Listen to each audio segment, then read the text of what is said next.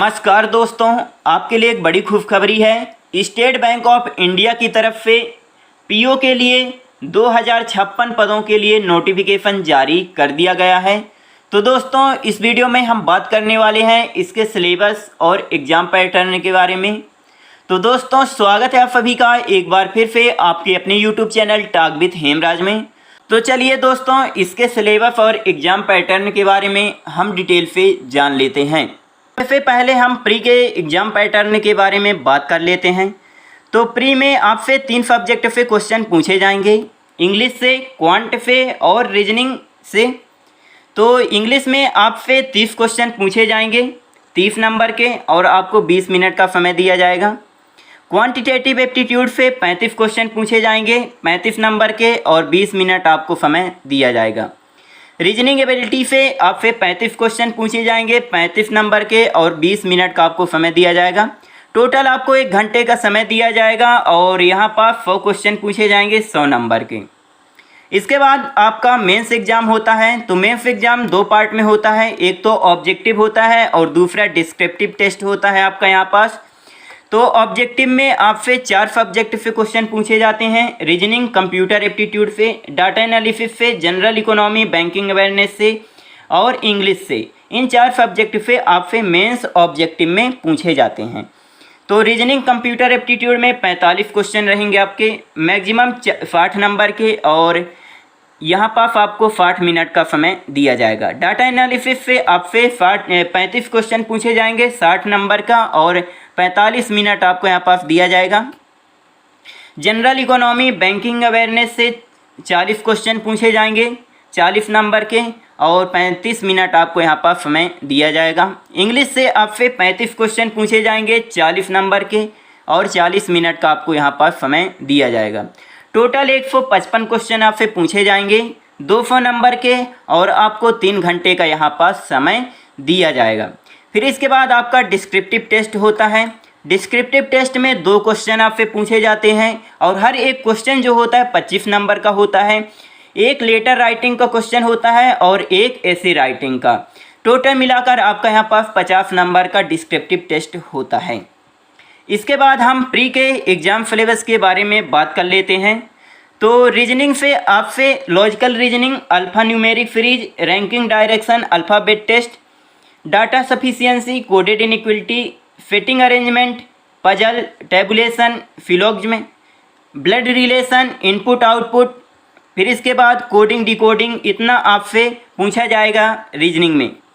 फिर इसके बाद क्वांटिटेटिव एप्टीट्यूड में आपसे simplification, profit loss, mixtures and allegation, simple interest, work and time, time distance, mensuration, data interpretation, ratio and percentage, number system. इसके बाद sequence and freeze. इसके बाद प्रोबेबिलिटी, इतना आपसे पूछा जाएगा क्वांट में।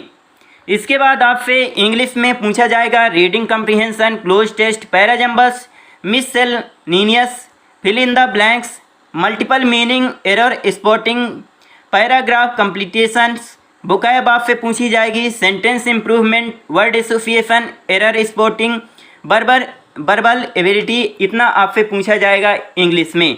तो आप इसका स्क्रीनशॉट ले लीजिए, इतना ही आपसे पूछा जाएगा प्री में। फिर इसके बाद मेंस के एग्ज़ाम सिलेबस के बारे में हम बात करें तो डाटा एनालिसिस जो सब्जेक्ट था आपका, तो डाटा एनालिसिस से आपसे tabular graph, line graph, pie chart, bar graph, radar graph, case late, missing case DI, let it D case DI, data sufficiency, probability and combination, इतना आपसे पूछा जाएगा डाटा एनालिसिस सब्जेक्ट से। फिर इसके बाद आपका रीजनिंग स्टार्ट होता है। रीजनिंग सब्जेक्ट से आपसे verbal reasoning, syllogism, circular fitting arrangement, linear fitting arrangement, double lineup, scheduling, input output, blood relation, direction, distance, order ranking, data sufficiency, coding and decoding, coded inequality, the course of action, critical reasoning, analytical and decision making, इतना आपसे पूछा जाएगा reasoning में। तो आप इसका भी screenshot ले लीजिए। फिर इसके बाद आपका यहाँ पास इंग्लिश से देख लीजिए। इंग्लिश से आपसे reading comprehension, grammar, vocab, verbal ability, word association, sentence improvement, parajumbles, cloze test, error spotting, fill in the blanks, इतना आपसे इंग्लिश में पूछा जाएगा।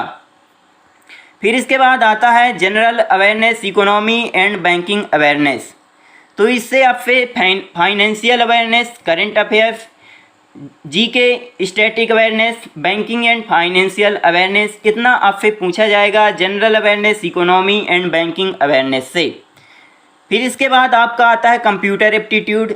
कंप्यूटर एप्टीट्यूड में आपसे internet, memory, keyboard shortcut, computer abbreviation, Microsoft office, computer hardware, computer software, operating system, networking, computer fundamentals and terminology, इतना आपसे पूछा जाएगा कंप्यूटर एप्टीट्यूड में। कंप्यूटर एप्टीट्यूड और डाटा एनालिसिस, इतना आपका ये दोनों सब्जेक्ट जो हैं तो इकट्ठा रहेंगे।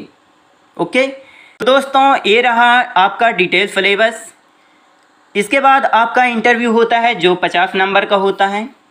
या तो आपका सिर्फ इंटरव्यू होगा 50 नंबर का, या आपका 30 नंबर का इंटरव्यू होगा और 20 नंबर का ग्रुप डिस्कशन। यहाँ दो प्रकार से होता है, या तो आपका सिर्फ 50 नंबर का इंटरव्यू हो जाएगा, या तो आपका 30 नंबर का इंटरव्यू होगा और 20 नंबर का ग्रुप डिस्कशन। तो ये बैंक के ऊपर डिपेंड करता है कि वो क्या करना चाहता है। तो दोस्तों ये रही थोड़ी सी जानकारी। यदि आपको वीडियो अच्छी लगी हो तो please like, share and subscribe करना ना भूलें। आपका बहुत बहुत धन्यवाद।